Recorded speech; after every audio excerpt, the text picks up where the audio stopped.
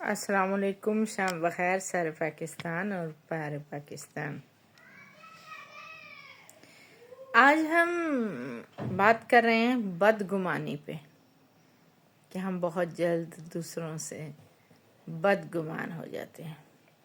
ماہ رمضان کا مہینہ تھا اور کسی گھرانے نے امام مسجد کو افطاری پر بلایا، تو امام مسجد صاحب جب افطاری پر آ چکے تو اب قریب تھا روزہ کھلنے کا ٹائم، تو خاتون خانہ بھاگ بھاگ کے دسترخوان پر طرح طرح کے کھانے چن رہی تھی۔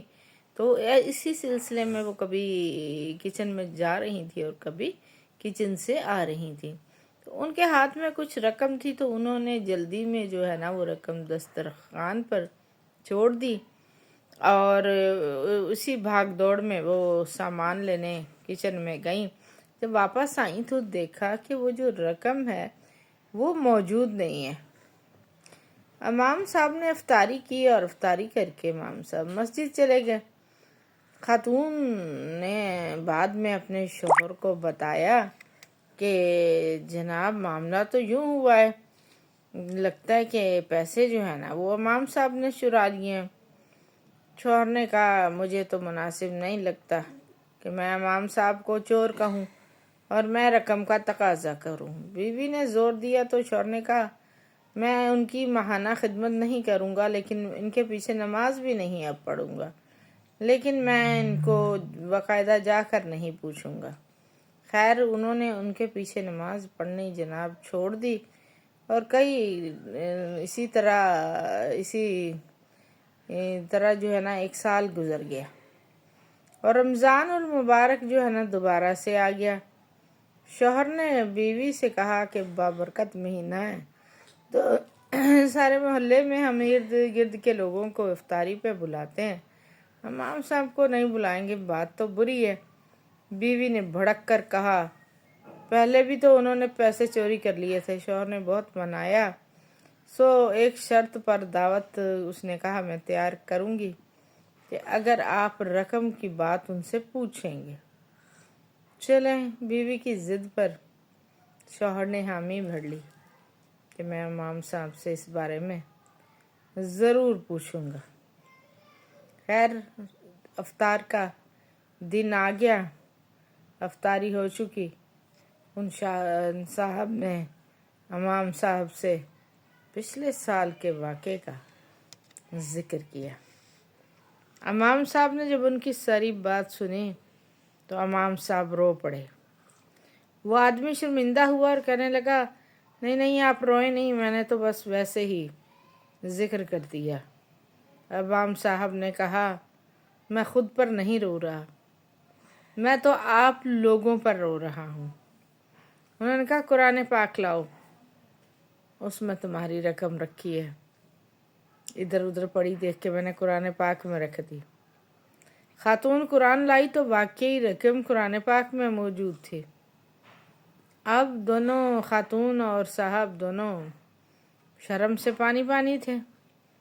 امام صاحب پھر رونے لگے اور روتے ہوئے کہنے لگے مجھے اس بات کا قطعاً کوئی دکھ نہیں کہ آپ نے الزام مجھ پر لگایا، کیونکہ انسانی نفسیات ہے، وہ ظاہر ہے اس کے لیے جس کی چیز کھو جائے اس کے لیے سبھی چور ہوتے ہیں۔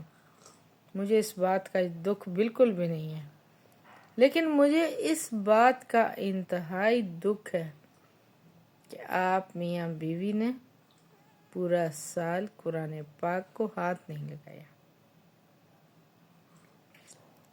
یہ بات بڑی کڑوی بھی ہے اور بڑی حقیقی ہے۔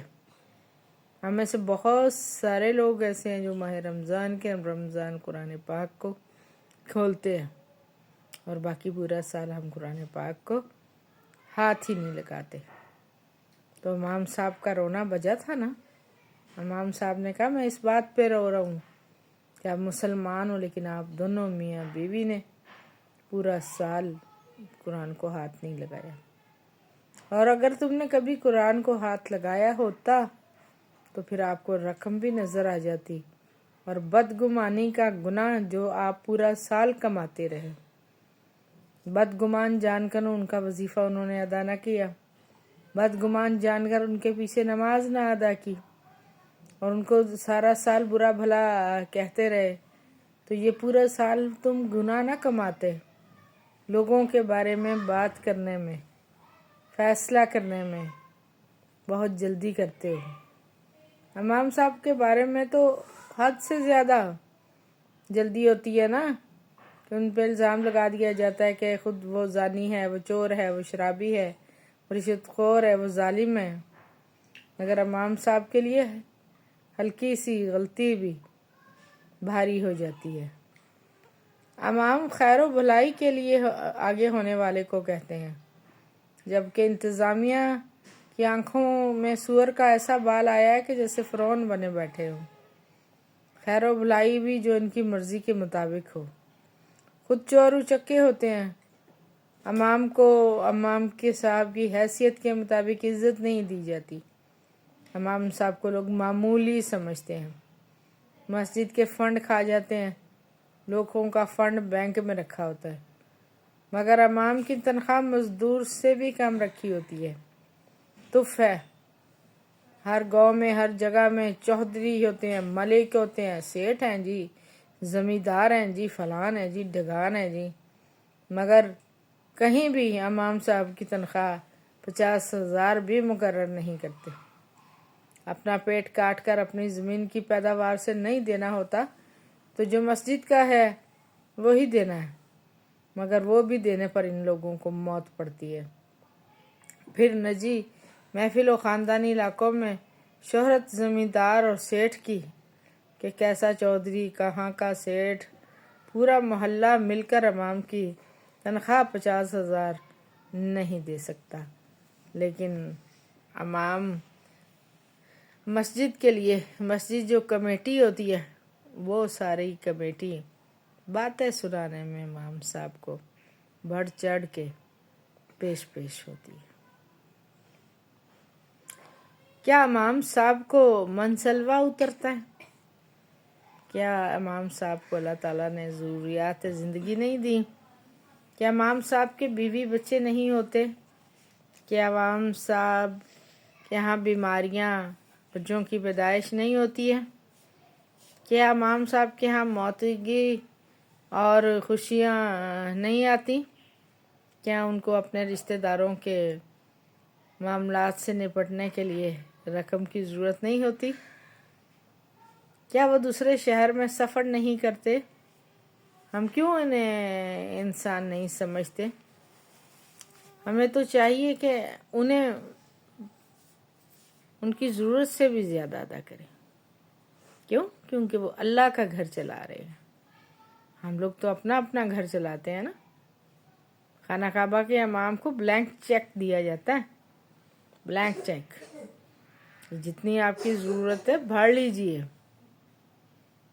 तो गली मोहल्लों में, छोटे में ये सारे गरीब नहीं होते, तो आप क्यों नहीं इतनी तनख्वाह जो है वो इमाम साहब की होती कि इमाम साहब को इधर उधर कुछ और ना करना पड़े, उनके बच्चों की ज़रूरियात जो है ना आसानी से पूरी हो जाएं, उनके बच्चे भी अच्छे स्कूलों में, अच्छी जगहों में पढ़ें और हम उनको उनकी इज़्ज़त के लायक इज़्ज़त दें।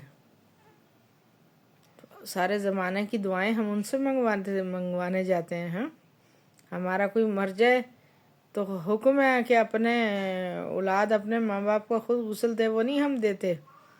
निकाह हम वहाँ से पढ़वाएंगे, बच्चे की अज़ान हम वहाँ से दिलवाएंगे और तनख्वाह देते हुए हमें मौत पड़ जाएगी। और लेकिन इस कहानी का बात असल यही थी कि दूसरों से इतनी जल्दी बदगुमान ना हो जाया करें जब तक मामला पूरी तरह आपकी समझ में ना आ जाए। आप सबका बहुत शुक्रिया। मेरे चैनल को बराए मेहरबानी कर दिया करें सब्सक्राइब। खुश रहें, आबाद रहें। अल्लाह ताला आपके रोज़े, आपकी नमाज़ें, आपकी इबादत को कबूल फरमाए। मेरे लिए भी दुआ करते रहा करें। आप सबका बहुत शुक्रिया। अल्लाह ने के बाद।